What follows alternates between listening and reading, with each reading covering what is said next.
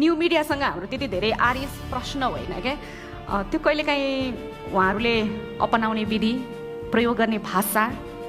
र उचाल्ने कन्टेन्टमा हाम्रो प्रश्न होला हामी पनि चुक्या हौला हामीले आफूलाई सेल्फ रिफ्लेक्सनमा ढाल्न जरुरी छ अहिले न्यू मिडिया भनिरहँदा तपाईँ केही पनि मिडिया हेर्ने हो भने पारिवारिक कलह ल्याइदिनुहुन्छ क्या श्रीमान श्रीमतीको झगडा लगायतका कुराहरू व्यक्तिगत कुराहरू आउँछ गोपनीयताका विषयहरूलाई उछालेपछि त्यहाँ मानिसहरू झुम्मिने भइ नै हाले एज अ ह्युमन पनि हामी अलिकति उत्सुक प्राणी हो नि त के भएछ अरे भनेर होइन त्यो अर्काको व्यक्तिगत जीवनमा पिन पोइन्ट गर्ने हाम्रो त्यो बानी पनि छ सायद त्यसैलाई पनि तपाईहरूले आफ्नो शक्ति भनिरहनु भएको छ कि भनेर भन्न मिल्छ कि मिल्दैन है गाउँले भनेर त्यति त भन्न पाइयो होला यहाँनिर मेरो प्रश्न चाहिँ तपाईँ एज अ मिडियाकर्मी इन्फ्लुएन्सर चर्चित हो कि लोकप्रिय हो कि अथवा मेरो बाटो नै त्यही भनेर दृढ हुनुहुन्छ तपाईँलाई कहिलेकाहीँ लाग्छ मैले यो अप्नाइरहेको बाटोमा मैले मानिसहरूका निजी कुराहरू उठाइरहेको छु गोपनीयता भङ्ग गरिरहेको छु म पारदर्शी छैन म एकतर्फी अगाडि बढिरहेको छु किन भन्दा तपाईँसँग आज जुन शक्ति छ नि त्यो शक्तिले चाहिँ जिम्मेवारी बोध पनि डिमान्ड गर्छ क्या तपाईँ जति शक्तिशाली हुनुहुन्छ त्यति धेरै धैर्य नम्र विनम्र र जवाफदेही बन्नुहुन्छ त्यो शक्तिलाई जवाफदेहिताले नबाँधेको हो कि जस्तो तपाईँलाई लाग्छ धन्यवाद छ तपाईँको प्रश्न हो कि यो क्लास दिनुभएको अलिक फरक म चाहिँ के हो कि यो बुझ्न गाह्रो छ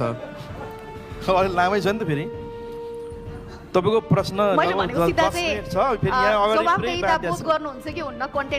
अब यहाँ चाहिँ मैले बुझेँ तपाईँको सबै भन्नु खोज्नु भएको कुरा मैले बुझिसकेको छु कि अब फेरि यहाँ अगाडि पुरै घडी राखेर चाहिँ के अरे सबै बोल्ने वक्तालाई ल्याएर अगाडि पुरै मिली गर्नुभएको छ तपाईँले अलिकति आधी घन्टा बढ्यो भने के पनि तपाईँले चाहिँ क्षमा दिनु होला यो अलिक भन्न पाउनु पऱ्यो कि सुरुमा त अब अघि ऋषि दाइलाई तपाईँले प्रश्न गर्दाखेरि नै सन्तोषजी जस्तो बन्न खोज्नुहुन्छ त्यहाँतिर लाग्नुहुन्छ घरि तपाईँ आफै पनि बन्नुहुन्छ भन्नुभयो नि अघि न्यू मिडिया र ओल्ड मिडिया यो के नै होइन पनि भन्नुभयो तपाईँले फेरि सन्तोषजी भने फेरि अलिक फरक किताब पनि तपाईँले चाहिँ डिभाइड गर्नु खोजे जस्तो तपाईँको चाहिँ प्रश्न देखिन्छ यही हो कि हामीले उठाउनु खोजेको विषय नै तपाईँहरूको चस्मा फेर्नुहोस् कि अब हामीले हेर्ने दृष्टिकोण तपाईँको चस्मा फेर्नुहोस् या फलोवर्सको कुरा मैले गरेको छैन फलोवर्सको मैले घमण्ड पनि गरेको छैन तपाईँको म 24 घन्टाभित्रमा 1 मिलियन फलोवर्स चाहिँ किनिदिन्छु किन्न मिल्छ अहिले तपाईँले उठाएको मुद्दा के हो मलाई घरासी कलह भन्नुभयो नि मैले त 29 वर्षदेखिबाट हराइरहेको छोरालाई मैले आमासँग तपाईँ चाहिँ मिलन गराएँ मैले के बिगारेँ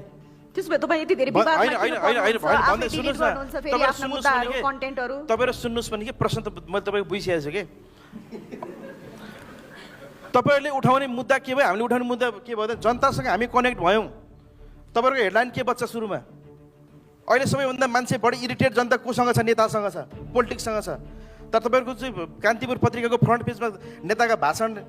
भन्दा अरू के देख्नु भएको छ जनताको मुद्दा तपाईँको फ्रन्ट पेजमा आउनु थालेको चाहिँ कहिले छ भन्नु त तपाईँहरूको कान्तिपुर तपाईँ आफै समाचार वाचिका हुनुहुन्छ तपाईँले जनताको न्युजलाई अगाडि ल्याउनु भएको कहिले छ पहिलो हेडलाइन बनाएको छ कहिले छ नि तपाईँले ख्याल नगर्नु भयो मिस्टेक नि गल्ती सबैबाट हुन्छ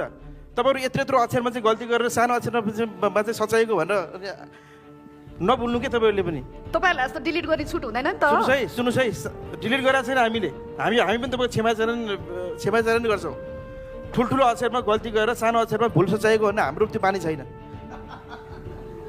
तपाईँले हामीलाई नपढाउनुहोस् के क्लास नदिनुहोस् मैले यति भन्न चाहन्छु तपाईँहरू अब तपाईँहरू पनि तपाईँलाई सुझाव छ सानो मुख ठुलो कुरा गरे होइन तपाईँहरू जनताको कुरा बोल्न थाल्नुहोस् अब नेताको कुरा धेरै भयो